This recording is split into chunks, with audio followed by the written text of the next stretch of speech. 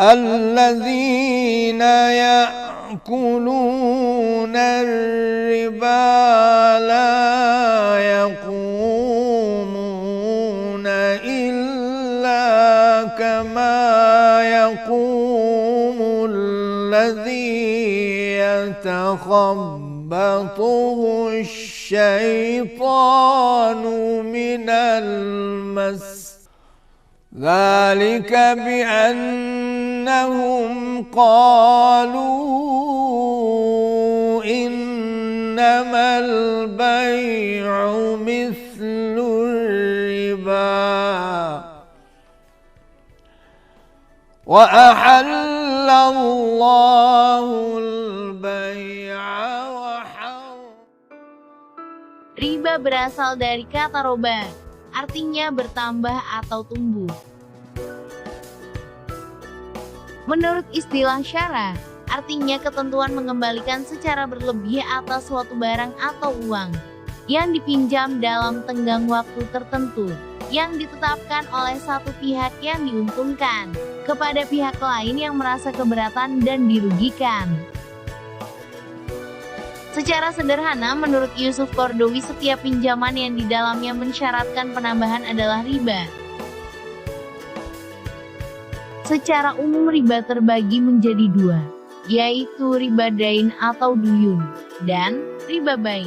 Riba dain terdiri atas riba jahiliyah dan riba kordi, sedangkan riba bai terdiri dari riba fadli dan riba nasiyah.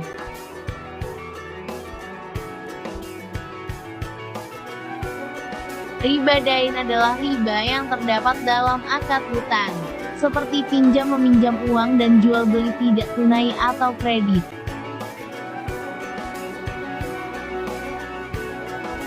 Riba jahiliyah, adanya tambahan nilai hutang disebabkan peminjam tidak mampu membayar hutang pada waktunya. Praktik riba seperti ini banyak diterapkan pada masa jahiliyah. Contoh adalah penggunaan kartu kredit. Saat pengguna tidak mampu membayar penuh saat jatuh tempo, maka pengguna diharuskan membayar bunga atas tunggakan kartu kreditnya tersebut. Riba kordi, yaitu adanya persyaratan kelebihan pengembalian pinjaman yang dilakukan di awal akad perjanjian hutang piutang oleh pemberi pinjaman terhadap yang berhutang, tanpa tahu untuk apa kelebihan tersebut digunakan. Contohnya, seorang rentenir yang meminjamkan uang 10 juta kepada peminjam, kemudian peminjam harus mengembalikan 11 juta tanpa dijelaskan kelebihan dana tersebut untuk apa. Tambahan 1 juta pada kasus inilah yang disebut sebagai riba kordi dan hanya akan merugikan peminjam plus menguntungkan si rentenir.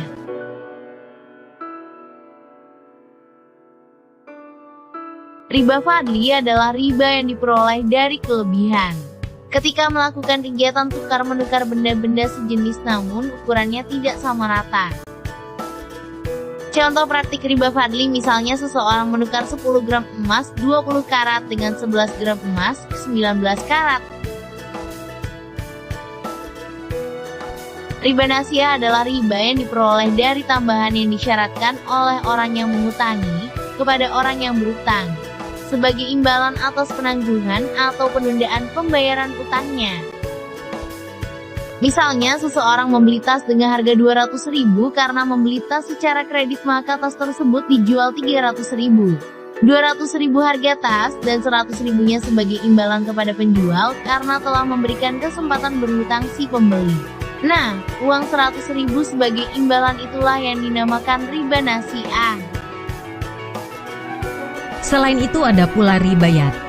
Ribayat adalah riba yang terjadi ketika seseorang berpisah dari tempat akad jual beli sebelum serah terima antara si penjual dan pembeli.